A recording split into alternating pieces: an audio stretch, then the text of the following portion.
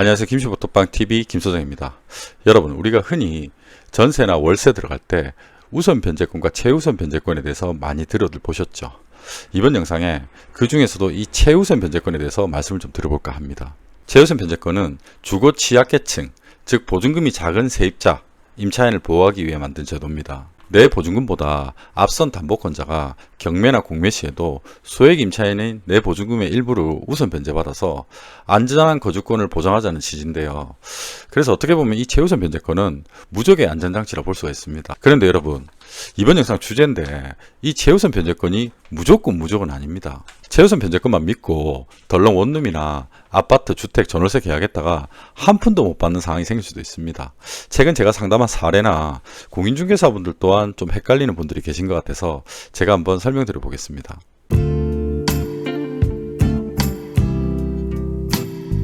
자, 이번 영상 주제 이 최우선 변제권에 대해서 알아보는 시간인데, 자, 최우선 변제권이 무적이라고 하는데 과연 진짜 무적일까, 절대 보호일까에 대해서 알아보는 시간입니다. 자, 보면 최우선 변제권의 뜻을 먼저 봐야겠죠. 주택임대차 보호법에 의하여 임차한 주택이, 내가 세대는 주택이 경매되거나 공매될 때 소액 임차인의 보증금 가운데 일정액을 다른 담보물권자보다 우선하여 변제받을 수 있는 권리. 자, 간단하게 설명해 볼게요. 내가 전월세 들어가는 집이 은행이 먼저 잡혀 있는데도 경매 넘어가면 은행이 먼저 가져가는 게 아니라 내 보증금 중 일부를 제일 먼저 준다. 그래서 최우선 변제권이다. 이렇게 보시면 될 것 같아요. 보자면, 자, 우선 변제권이 있고 최우선 변제권이 있는데, 이 요건은 대항력 우선 변제권이 있어야 되고, 대항력은 최우선 변제권도 있어야 돼요. 이 대항력은 간단하게 설명해서 전입하고 내가 살고 있으면 대항력이 있는 겁니다. 그리고 우리가 늘 듣던 확정일자 받으면 우선 변제권이 생기는 거예요. 우선 변제권은 순위 보존적 효력이 있는 거고, 최우선 변제권은 확정일자 없어도 돼요. 대신에 이 소액 임차인 요건에는 해당이 돼야 됩니다. 나라에서 지역별로, 연도별로 이 소액 보증금 한도를 정해놨어요. 자, 적용 대상은 우선 변제권 같은 경우는 임차 보증금 전액인데, 이 소액 임차인 한도 요건에 해당된다고 하면 최우선 변제권은 일정 금액은 제일 먼저 주겠다. 경매 날라가도 은행보다 네 돈부터 먼저 주겠다는 거예요. 2025년 서울 기준으로 5,500만 원까지는 경매 날라가도 제일 먼저 주겠다 이 뜻입니다. 배당 순위, 이 우선 변제권은 순위 보존적 효력이니까 순위에 따라 선순위가 될 수도 있고 후순위가 될 수도 있는데, 이 소액 임차인 최우선 변제권은 우리가 경매에 날라가면 이게 선순위 이렇게 순위가 쫙 있지 않습니까? 앞에 은행이 많아도 네 돈부터 제일 먼저 주겠다. 경매 날라가면 0순위가 경매 비용인데 경매 비용 빼고 제일 먼저 주겠다 이 뜻입니다. 이 소액 임차인 요건이 앞서 설명드린 것처럼 배당 기준이 그날 기준으로 해당 지역의 소액 보증금 한도보다 작아야 돼요. 국가에서 지역별로 연도별로 이 소액 보증금 한도를 정해놨어요. 소액 임차인 인원은 된다 안 된다로 이렇게 정해놓은 겁니다. 그러면 이 최우선 변제권이 과연 무적인지 5,500만원까지 제일 먼저 받을 수 있는지 한번 사례를 볼게요. 사례에 앞서서 여러분들이 전입하고 살고 확정일자까지 받고 근저당 없는 집에 들어가면 이런 거 고민할 필요도 없어요.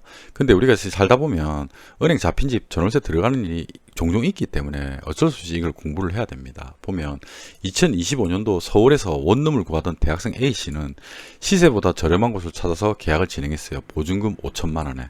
근데 공인중개사가 이 설명을 하는 중에 등기부등본에 해당 건물의 거액의 담보대출을 확인했어요. 자, 잘 보세요. 근저당 설정일이 2019년 10월입니다. 자, 공인중개사는 최우선 변제금 제도를 소개하면서 서울은 5,500만 원까지는 무조건 보호되니 경매 넘어가도 걱정 말라고 안심시킵니다. 자, 그런데 결과론적으로 최우선 변제금 3,700만 원만 변제받았어요. 1,300만 원은 못 받았습니다. 자, 이게 왜 그런지에 대해서 이제 좀 살펴봐야 되는데, 자, 이 소액 보증금 한도, 소액 임차인이 된다 안 된다는 국가에서 1990년도부터 일정 기간을 두고 연도별로 정해놨습니다. 2023년 2월부터 25년 현재까지는 서울 기준으로 1억 6,500만 원 이하 보증금은 소액 임차인으로 보고 그 중에서 5,500만 원까지는 최우선적으로 변제를 해주겠다고 돼 있어요. 지역별로도 조금씩 틀린데 서울 있고 수도권 있고 광역시 있고 기타 지역 있고 크게 네 부류로 나눕니다. 이 소액보증금 한도랑 연도별로 변천사는 대법원 인터넷 등기소 가면 지역별로 연도별로 다 나와 있으니까 확인해 보실 분들은 한번 확인해 보시면 될 것 같아요. 자, 근데 왜 앞선 대학생 A씨는 1,300만 원을 못 받았냐? 자, 이걸 잘 기억하셔야 돼요. 아까 근저당이 2019년 10월에 거액의 근저당이 설정돼 있다고 했지 않습니까? 이 소액 임차 보증금은 일정 기간을 두고 계속 변했다고 했지 않습니까? 자, 보자면 계속 많지만 제가 두 가지만 두 기간만 딱 보자면 2018년도 9월부터 21년도 5월 10일까지 변했고요. 또 21년도 5월부터 23년 2월 20일까지 또 변했어요. 이 보면 근저당 설정일이 2019년 10월이었지 않습니까? 2019년 10월에 소액 임차 보증금 한도는 서울 기준으로 1억 1천만원 이하의 보증금은 소액 임차인으로 봤어요. 아천 대학생 A씨가 2025년 현재 계약을 했지만 불행 중 다행으로 1억 1천만원 소액 임차인에는 해당이 됐어요. 그렇지만 최우선 변제 금액이 얼마예요? 3,700만원이지 않습니까? 근저당 설정일 기준으로 소액 임차 보증금 한도와 최우선 변제 금액을 보는 겁니다. 그래서 1,300만원을 못 받은 거예요. 자, 이 최우선 변제금은 무조건 아니죠. 1,400만원 못 받았어요. 공인중개사 말이 틀린 겁니다. 그래서 여러분들이 이 소액 임차인 판단 여부랑 실제 최우선 변제권을 받을 수 있는 조건과 한도는 좀 다르게 보셔야 돼요. 이 소액 임차인 판단 여부를 입장권이라고 해볼게요. 입장권이라고. 그리고 이 실제 최우선 변제권을 받을 수 있는 조건과 한도는 VIP석이라고 해보겠습니다. 자, 소액 임차인 여부를 판단하는 기준은 원칙적으로는 배당일 기준입니다. 해당 지역의 소액 보증금 한도보다 작아야 됩니다. 그래야지 소액 임차인 입장권이 발생하는 거예요. 그런데 우리 VIP석, 실제 최우선 변제를 받을 수 있는 VIP석은 선순위 근저당 설정 당시 보증금 한도를 초과하면 안 됩니다. 최우선 변제권을 인정 안 해줘요. 만약에 앞선 대학생 A씨 사례처럼 선순위 근저당 설정 당시 보증금 한도 내라도 설정 당시 기준 최우선 변제금만 보장하는 거예요. VIP지만 등받이도 없고 물수건도 안 줍니다. 반쪽짜리 VIP라고 보시면 될 것 같아요. 자, 앞선 내용 기반으로 두 번째 사례 바로 보겠습니다. 2019년 10월에 은행에 돈이 잡혀 있어요. 근저당 설정되어 있습니다. 근데 그런 집에 내가 2024년 3월에 1억 6천만 원 주고 전세 계약했어요. 서울에서. 자, 배당 기준이 지금 현재 영상 25년도니까 25년도 기준으로는 서울은 1억 6,500만 원 이하를 소액 임차인으로 본다 했어요. 소액 임차인으로 봐주긴 합니다. 보증금 충족했어요. 25년도 배당일 기준으로는. 근데 이 최우선 변제권이라는 VIP석에는 입장 불가합니다. 근저당 설정일 기준으로는 소액 임차인에도 해당이 안 되고 최우선 변제권은 당연히 안 돼요. 왜? 이 최우선 변제권이라는 VIP석은 이 근저당이 설정됐을 2019년도 기준 VIP석이에요. 자, 2019년도 기준 서울 소액 임차인 보증금 한도 얼마예요? 1억 1천만 원입니다. 최우선 변제는 당연히 안 되는 거고요. 근저당 설정 2019년에 됐으니까. 이해가 되시나요? 자, 바로 이어서 세 번째 사례 볼게요. 제일 중요한 사례입니다. 자, 동일하게 2019년 10월 당시에 근저당이 설정된 집에 내가 2019년 11월에 1억의 전세 계약 들어가요. 자, 2019년 10월에 서울 소액 보증금 한도는 1억 1천만 원입니다. 소액 보증금 한도는. 자, 근데 1억에 들어가서 소액 임차인이 맞아요. 보증금 최우선 변제를 받을 수 있는 소액 임차인은 맞는데, 자, 중요한 사항이 발생합니다. 2021년 11월에 재계약을 해서 1억 2천만 원으로 전세금을 증액합니다. 자, 배당일 기준으로 소액 임차인은 맞다고 보는데 최우선 변제권이란 VIP석에 입장 불가입니다. 동일하게. 그리고 근저당 설정일 기준으로는 보증금도 초과됐어요. 왜? 증액이기 때문에. 당연히 최우선 변제권 못 받고요. 2019년도 기준 VIP석이라 했잖아요. 현재 보증금이 근저당 설정 당시 한도를 초과했다면 아예 자격이 탈락되는 겁니다. 제일 중요한 포인트예요. 2019년도 기준 서울 소액 보증금은 1억 1천만 원 이하지 않습니까? 근데 재계약하면서 증액했잖아요. 증액하면 안 되는 겁니다. 근저당 설정이 돼 있다면 그 당시에 소액 보증금 한도를 지키고 있어야 돼요. 아주 중요한 포인트입니다. 자, 이 최우선 변제금 한도도 있는데요. 이 한도도 좀 설명을 좀 드릴게요.